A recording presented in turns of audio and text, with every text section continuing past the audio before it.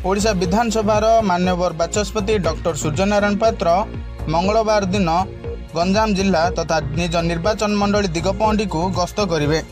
सकाल 6 घंटा समय भुवनेश्वर ठारू ब्रह्मपुर अभिमुखे यात्रा करेंगे। 8 घंटा 30 समय ब्रह्मपुर रेलवे स्टेशन निकट सर्किट हाउस ठारे पहुंचे। सकाल 9 घंटा 20 समय ब्रह्मपुर ठारू दिगपहंडी ब्लॉक पद्मनाभपुर ग्राम अभिमुखे यात्रा करेंगे। 10 घंटा 15 समय पद्मनाभपुर ग्राम में पहुंची विभिन्न कार्यक्रम में जोगदेवे।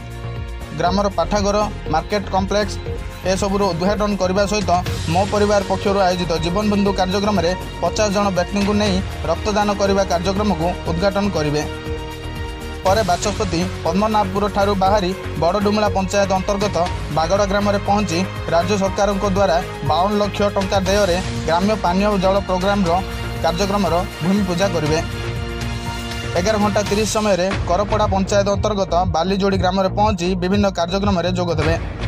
आम गाँ आम विकास कार्यक्रम में दि जाइथिबा कम्युनिटी हॉल उद्घाटन करने सहित हरिजन साई कोठघर उद्घाटन करेंगे। सेठारु बाहरी चिकिटी और टामणा दे दिन 1 घंटा समय ब्रह्मपुर सर्किट हाउस ठारे पहुंचे। 2 घंटा 30 समय भुवनेश्वर अभिमुखे यात्रा करेंगे। उपरोक्त समस्त कार्यक्रम में जो मैंने रक्तदान करेंगे किंबा संपृक्त अंचल जो मैंने रहिबा आवश्यक से ही उपस्थित रहिबे बोली बाचस्पति स्पष्टीकरण देइछन्ति। समस्ते मास्क पिंधिबा सहित हाथ सानिटाइज करेंगे एवं सामाजिक दूरत्व को रखिबा पई अनुरोध करा जायछि।